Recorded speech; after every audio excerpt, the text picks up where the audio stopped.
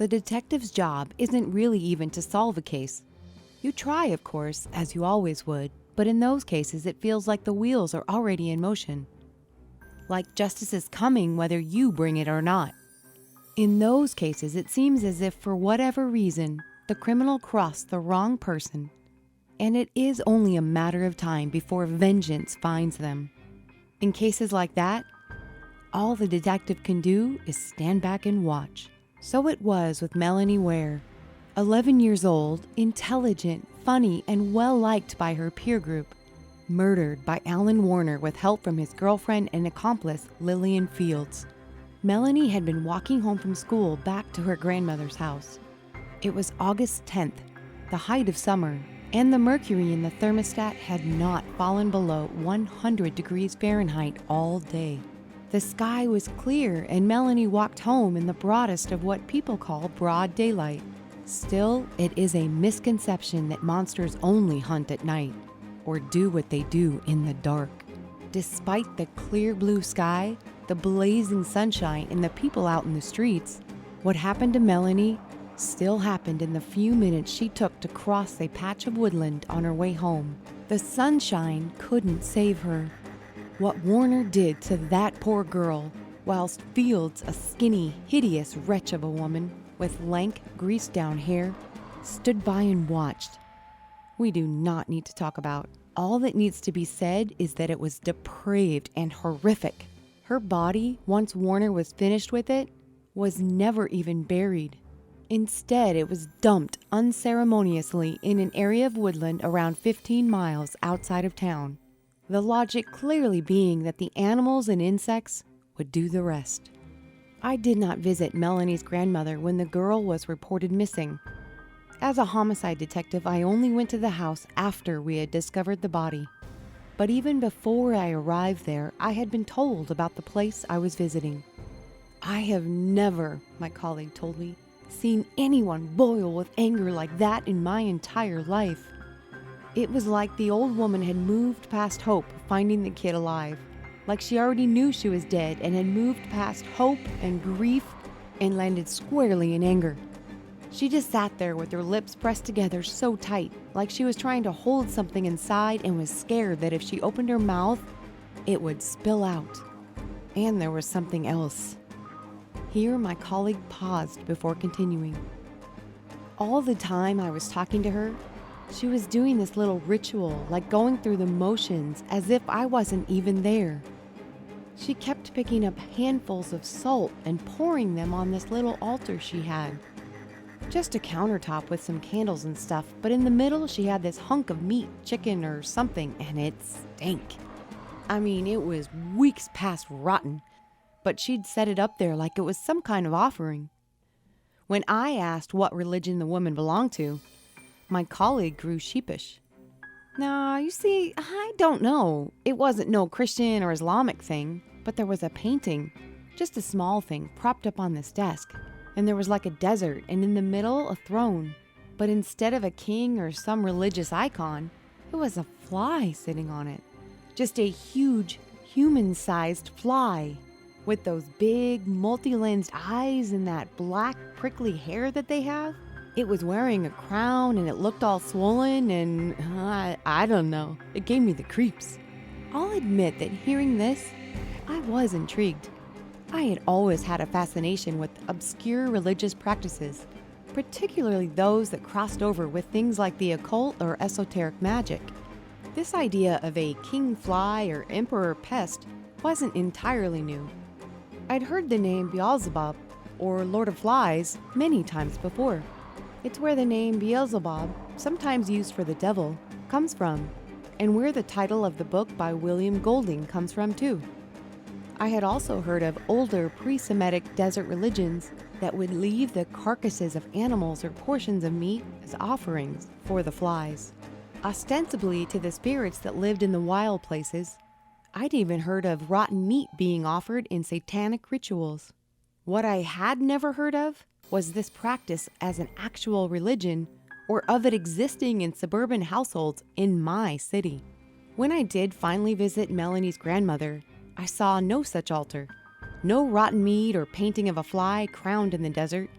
I asked her the questions I had intended to ask and never mentioned what my colleague had seen. But neither did I forget about it. We did not catch Alan Warner. He was brought to us on a Monday morning around a week after Melanie's body was discovered. His partner came rushing into the station ready to hand him over and confess everything. At first I thought that she had simply seen the light, that the thing in her head that prevented her from realizing that what she was doing was abhorrent, that stopped her from reporting the sick bastard at the first hint that something like that might take place, had finally snapped, and here she was ready to turn him in. As it happened, her change of heart had not been an accident. Something had forced her hand. I will spare you the details of the murder and the acts preceding and indeed following it.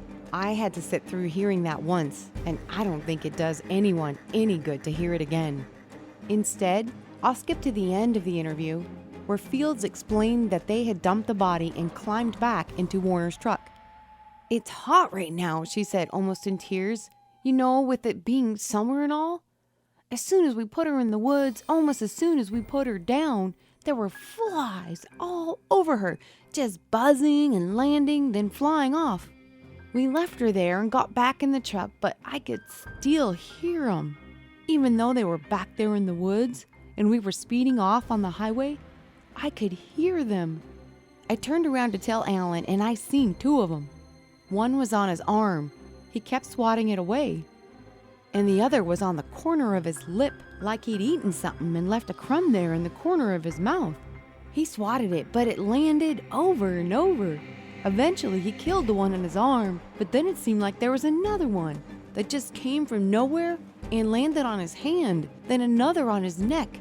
The one near his eye almost crawled into his nose like it was gonna jam its plump little body into his nostril, and that made me feel sick. Considering what that woman had just stood and watched without flinching, the idea that this was what made her sick turned my own stomach over. But I said nothing and allowed her to continue. Soon enough, it seemed like the whole truck was filled with them, just circling around and landing on us. Alan was going crazy, swatting and batting at them. A few times he near lost control of the truck. I figured we must have left something in the back, blood or hair or whatever, and they must have gotten into that. After a while, Alan says we should pull up at a motel, that he could buy some bleach and detergent from a convenience store and scrub down the inside of the truck and the back seats to get rid of whatever was attracting them. So we did. I went to the room and he went out to wash the car. When he came back, there were no flies on him, but his whole face, his neck and shoulders were covered in these huge red, angry-looking bites, like little volcanoes. They were all swollen and raw.